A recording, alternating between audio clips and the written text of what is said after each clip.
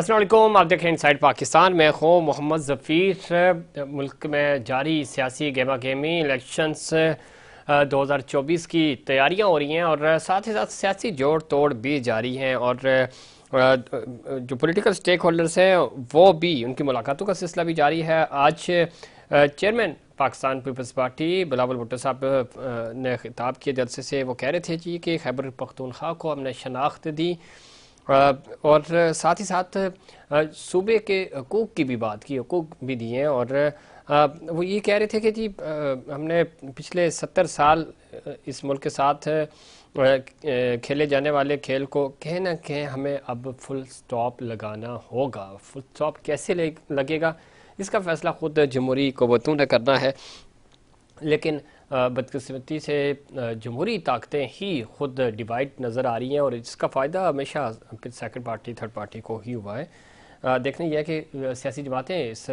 इस वक्त की कैसे सियासी बसीरत से काम लेती हैं। दूसरी तरफ मियां नवाज शरीफ साहब ने कहा कि इस वक्त वो कह रहे हैं कि आज सबसे ज़्यादा जो दुख हमें है कि 2017 तक जो तरक्की हो रही थी, मुल्क कामयाबी की तरफ जा रहा था, माशी सूरत हाल बेहतर थी और उसके बाद हमने देखा कि 2013 में भी पाकिस्तान को ग्रे लिस्ट से हमने निकाला था। 2022 में हम हुकूमत में आने पर तैयार नहीं थे, लेकिन पाकिस्तान को डिफ़ॉल्ट होने से बचाया। और अब वो ये कह रहे हैं कि इन सब चीज़ों के होते हुए भी अब हमने माशी तौर पे इस मुल्क को एशियन टाइगर बनाना है। साथ ही साथ वो कह रहे थे कि मैशत के लिए दलेरी और बहादुरी के साथ फैसले करने होंगे, अवाम को रिलीफ देना होगा, घरेलू सार्फिन के लिए बिजली सस्ती करनी पड़ेगी और साथ ही उनके साथ जो जुल्म हो रहा है इसको रोकना होगा और गरीब का इलाज भी रियासत की ज़िम्मेदारी ही होती है। और ये सारी चीज़ें हैं, अवाम की बातें आज तो नज़र आ रही है, लेकिन जब इक़्तिदार होता है तो उस वक्त ये सारी चीज़ें क्यों नहीं होती, इस पर मज़ीद बात करेंगे। और ख़ास तौर पे जो बिलावल साहब कह रहे हैं कि ये सारी चीज़ें जो इस वक्त मुल्क के मसाइल हैं और 70 साल जो खेल खेला जाता रहा उसको स्टॉप होना चाहिए, इस पर बात करेंगे। हमें ज्वाइन किया जनाब सेनेटर ताज हैदर साहब ने, सीनियर सियासतदान हैं, सीनियर रहनुमा है पाकिस्तान पीपल्स पार्टी के। ताज हैदर साहब खुश आमदीद कहते हैं आपको प्रोग्राम में। ताज हैदर साहब सुन पा रहे हैं आप मुझे? जी, बहुत हल्की आपकी आवाज आ रही है। कोशिश करेंगे ऑडियो अब तक सही तरीके से पहुंच सके। ताज हैदर साहब किस तरह देखते हैं, एक तो ओवरऑल सियासी सूरत हाल है, मैं chairman Pakistan Peoples Party Bilawal Bhutto साहब के बयान की तरफ भी आऊँगा, लेकिन उससे पहले अभी तक ज़ाहिर 8 फरवरी 2024 को इलेक्शन होने हैं, सियासी जमातें उस तरह का मोमेंटम ही नहीं बना पा रही इलेक्शंस के वाले से। जो हमने माजी में देखा आपस में बहुत ज़्यादा इख्तलाफात हैं, नज़रियाती इख्तलाफ होने चाहिए, लेकिन यहाँ पे अभी लेवल प्लेइंग फील्ड के शिकवे शिकायत हैं। आपको क्या लग रहा है इश्यूज़ कहाँ आ रहे हैं, क्यों चीज़ें सिंक नहीं हो रही और हम पूरी तरह इलेक्शन में की तरफ क्यों नहीं जा पा रहे? नहीं, मतलब ये कि एक बहुत लंबी इंतखाबी मुहिम होगी ये, और इसमें समझिए कि मिट्टी में तो 3 रोज कबल 13 तारीख को जलसा हुआ था और अब हम जा रहे हैं क्वेटा में अपना योम तासीस मनाने जी। और इस वक्त जो मैसेजेस हैं वो तमाम दिए जा रहे हैं और पार्टी की जो तंजीम है, हमारी तंजीम भी पोलिंग स्टेशन के सतह पे होती है, उसको एक्टिवेट किया जा रहा है और ये कि उन्हें क्या क्या करना है ये उनको जिम्मेदारियां दी जा रही हैं। और लेकिन ये कि इंतखाबी मुहिम जो है वो तो समझिए कि आखिरी 20 दिन के अंदर वो जोर पकड़ती है। उससे पहले जो है वो मुहिम की मंसूबाबंदी की जाती है और जो एक तैयारी है कि अब हमें आगे चलना है। मेरे ख्याल से जो मिट्टी का जलसा था वो इतना बुरा नहीं था और उसमें काफी तैयारी के साथ जो मकानी क़यादत थी उसमें ताज साहब ये मिट्टी का जलसा हमने देखा, ज़ाहिर है हम तो टीवी पे ही देख सकते हैं, लेकिन चार्ज क्राउड था, अच्छा क्राउड था और जलसा भी अच्छा था। मेरा मकसद ये तो पाकिस्तान पार्टी की पॉलिसी पे तो मैं आऊँगा, आपसे बात करूँगा। मैं ओवरऑल बात कर रहा हूँ, मुस्लिम लीग नून हो, आपकी पार्टी हो, PTI हो, दीगर जमातें हों, वही ऑन बोर्ड नज़र नहीं आ रही। उस तरह का माहौल जो इलेक्शंस में होता था, पहले तो 6-6 महीने पहले कैंपेन चलती थी, अब तो जनवरी सॉरी 8 फरवरी को इलेक्शन है, उसके बावजूद वो गेमा गेमी उस तरह नहीं नज़र आ रही। खुद सियासी जमातों के अंदर अभी तक तहफ़्फ़ुज़ात है कि इलेक्शन होंगे नहीं होंगे। ये चीज़, ये खौफ, ये डर क्यों है? इस पे मैं आपकी ओपिनियन लेना चाह रहा हूँ। नहीं, मेरे ख्याल से ये जो एक शक व शुबा पाया जाता था कि इलेक्शन होंगे या नहीं होंगे, ये तो एक अरसा हुआ ख़त्म हो चुके हैं। और सियासी जमातें जो थीं, हमारी भी और दूसरी सियासी जमातें भी, वो अपनी पूरी तैयारियां कर रही थीं। लेकिन असल जिस वक्त जिस रौनक को आप देखना चाह रहे हैं, वो जिस वक्त टिकट्स का फैसला हो जाएगा कि कौन कौन उम्मीदवार कहाँ से, तो फिर वो सारे उम्मीदवार एकदम से अपने इंतखाबी दफातर और अपना जो इंतखाबी प्रोग्राम है मुहिम का। ठीक है ताजिद साहब, एक सवाल और फिर मैं पाकिस्तान पीपल्स पार्टी की तरफ आऊँगा। मूवर एंड शेकर जो पाकिस्तान की सियासत के रहे, आज चेयरमैन पाकिस्तान पीपल्स पार्टी जनाब बिलावल भुट्टो साहब ने भी इस बात की तरफ इशारा किया कि 70 साल से इस मुल्क के साथ जो मजाक हो रहा है, खेल हो रहा है, वो बंद होना चाहिए।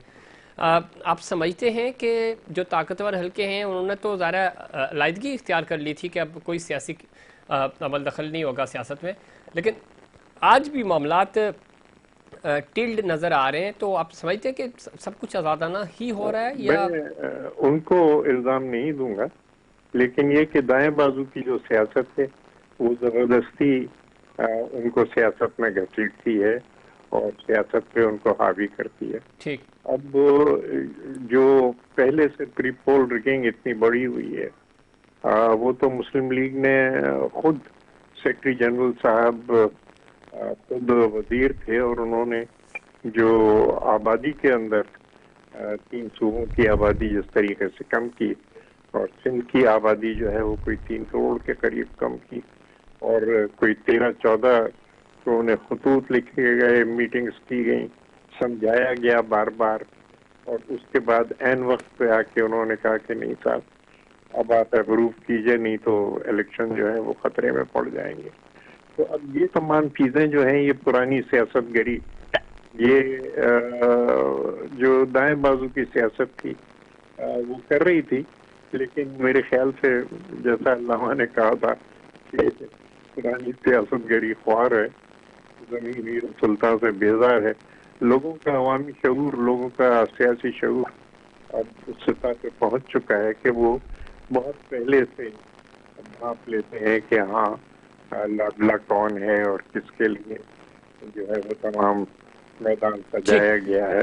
ताज यादर साहब, आप जो बात कर रहे हैं और फिर इंटरनेशनल जो मीडिया है उसकी ऑब्जर्वेशंस हैं, वो ये रिपोर्ट कर रहा है कि ऐसी चीज़ें रिपोर्ट भी हो रही हैं और शायद वो कहते हैं ना कि एक खबर को स्मेल किया जाता है, तो ये फील्स आ रही हैं कि शायद मुस्लिम लीग नून थोड़ा सा टिल्ड चाहती है, उनकी मर्जी है या नहीं है, जिस तरह आपने भी कहा। लेकिन इधर तो पूरा माहौल बनाया जा रहा है। बलूचिस्तान में क्या हुआ कल आपने देख लिया, बलूचिस्तान में इससे पहले क्या होने जा रहा था वो आपकी नॉलेज में है, और कोयटा तो ज़रा आप योम तासीस मनाने जा ही रहे हैं। वहाँ के माहिदीन और वहाँ की जो लीडरशिप थी वो पहले पाकिस्तान पीपल्स पार्टी के साथ शामिल भी हो रहे थे, ब्रेक लगी, अब मामला बिल्कुल डिफरेंट हो गए। तो बलूचिस्तान आपको पता है कि वो कैसे मूव करता है या कैसे बिहेव करता है, वहाँ की जो सरदार हैं या वहाँ की जो लीडरशिप है सियासी। तो ये सारी चीज़ें अगर हम अपने शोल्डर्स खुद किसी को प्रोवाइड करेंगे तो फिर शिकवा तो नहीं बनता ना। देखिए, बलूचिस्तान में एक बहुत बड़ी तब्दीली आई थी जिस वक्त वहाँ बल्दियाती इंतखाबात जी जी, और बल्दियाती इंतखाबात जो थे वो बड़ी हद तक शफाफ हुए और उसमें ज़्यादा शिकायत सुनने को नहीं आई। और मेरे ख्याल से पीपल्स पार्टी की कारकर्दगी वहाँ पे इतनी बुरी नहीं थी। बल्दियाती इंतखाबात के अंदर हमने सीटें ली थी और उसी के ऊपर हम अपनी इंतखाबी मुहिम जो है वो बनाना चाह रहे हैं। अब 2 चीज़ों का फ़र्क आप देख लीजिए। एक तो जिस तरीके से इलेक्टेबल्स की सियासत वहाँ की गई जा रही है इस वक्त, जिस पे तमाम दुनिया चीख उठी है, बल्कि पाकिस्तान के अंग्रेजी के जो एक लीडिंग अखबार है उन्होंने तो आज एडिटोरियल भी लिखा कि ये वही एक्शन रिप्ले जो 2018 में किया गया था कि अपनी वफादारियां बदलने वालों को एक जगह डाल दिया गया है। दूसरा आप देखेंगे 30 नवंबर को कि हम इलेक्टेबल्स के पास नहीं जा रहे, हम जा रहे हैं आवाम के पास। ठीक है। और इंशाल्लाह बलूचिस्तान में जो यौम तासीस का हमारा, क्योंकि काफ़ी मेहनत वहाँ पार्टी के लोग कर रहे हैं, जगह जगह जा रहे हैं अवाम तक। जो हमारा प्रोग्राम है उसकी आउटलाइन जो सिंध में हमने तरक्याती काम किए हैं, ख़ासतौर से जो सैलाब की तबाही आई थी उसके सिलसिले में जो 20 लाख मकान बनाने हैं, ठीक। 50,000 हम 3 महीने में बना पाए। 21 लाख मकानों पे हमें सोलर पैनल लगानी थी, 2 लाख पे हम लगा पाए। लेकिन ये भी एक बड़ी तादाद होती है। और बलूचिस्तान में भी उसी तरीके से तबाही आई थी। बिल्कुल ठीक कह रहे हैं जनाब ताज हैदर साहब, आप दुरुस्त फरमा रहे हैं। और जब आप ज़माने तालिब इल्म में थे उस वक्त स्टूडेंट यूनियन होती थी, नज़रियात थे, एक सोच थी, और आपकी जो सियासी बसीरत है, हमने आपको देखा भी, पढ़ा भी आपके बारे में, सुना भी। आज वो चीज़ें हमें नज़र नहीं आ रही। और जिस नज़रिए की बात कर रहे हैं आपने बिल्कुल दुरुस्त कहा कि हम आवाम के पास जाना चाहते हैं, हम आवाम के लाडले बनना चाहते हैं। ये वो सारी प्रैक्टिस है जो आज का जो स्टूडेंट है या आज की जो यूथ है वो ये चीज़ देखना चाहती है कि आप अपने नज़रियात पे खड़े हों।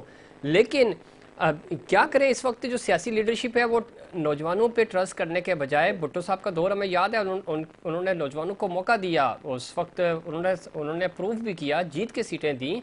आज कोई यकीन ही नहीं कर रहा, ना कोई सपोर्ट कर रहा है यूथ को, इलेक्टिबल्स पे जोर दिया जा रहा है। तो क्या वजह है कि सियासी जमातें वो स्ट्रेंथ जो उनके पास यूथ है, जो आपके इवन कोयटा वाले यौम तासीस में जो कुर्सियां लगाएंगे, जो नारे लगाएंगे, जो झंडे लगाएंगे, जो रैलीज निकालेंगे, इसी तरह मुस्लिम लीग नून पीटीआई के लोग हैं, उनको चांस देने को कोई तैयार नहीं है। इलेक्टिबल्स ढूंढे जा रहे हैं पूरे मुल्क में।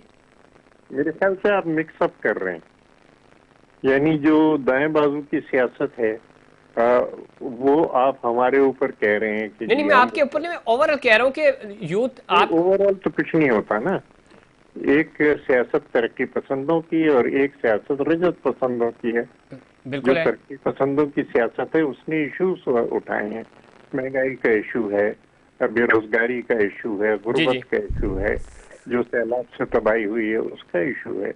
तो हम इन इश्यूज पे उठा रहे हैं। लेकिन ये कि और हम पूरे पाकिस्तान में उठा रहे हैं। पंजाब के अंदर जो सतलुज ने तबाही मचाई उस इशू को हम उठा रहे हैं। जो बलूचिस्तान में सैलाब से तबाही आई हम उस पर उठा रहे हैं। हम जो लोग तबाह हाल हुए हैं उनको मकान बना के दे रहे हैं, उनके घरों पे सोलर पैनल लगा रहे हैं। हम मुल्क की प्रोडक्शन को बढ़ाना चाहते हैं। थर की मिसाल हमारे सामने है कि हम 3 रुपए पर किलोवाट आवर बिजली पैदा कर रहे हैं और 3,600 मेगावाट हम नेशनल ग्रिड को दे रहे हैं। और पब्लिक प्राइवेट पार्टनरशिप। ताज साहब बिल्कुल ठीक है, बिल्कुल ठीक है, ये सारे काम हो रहे हैं। तो मान लीजिए, मान रहे हैं। मैं ये कह रहा हूँ कि आपकी पार्टी भी, ताज साहब आपकी पार्टी भी इलेक्टिबल्स ही ढूंढ रही है कि हम उनको टिकट दें, और दूसरी बातें भी यही कर रही है, वो ट्रस्ट क्यों नहीं कर रही कि वो नौजवान लड़का। आप कैसे कह रहे हैं कि इलेक्टेबल्स को हम टिकट दे रहे हैं? सर पूरी तैयारियां हो रही हैं और हम मुद्दों को कर रहे हैं। बिलावल तो, अब बिलावल साहब की उम्र हम कैसे कम कर दें? ये तो बड़ी मुश्किल बात है ना। अल्लाह ने अगर उनकी 35 साल उम्र की है तो हम उसको 20 साल कैसे कर दें? ये तो बड़ी बड़ी मुश्किल बात होगी ना हमारे लिए। और लेकिन ये कि दूसरी तरफ 73 साल और 75 साल वाले लीडर हैं। जी जी। अब मैं 81 साल का हो गया हूँ। आप मुझे फील्ड में तो नहीं देखते।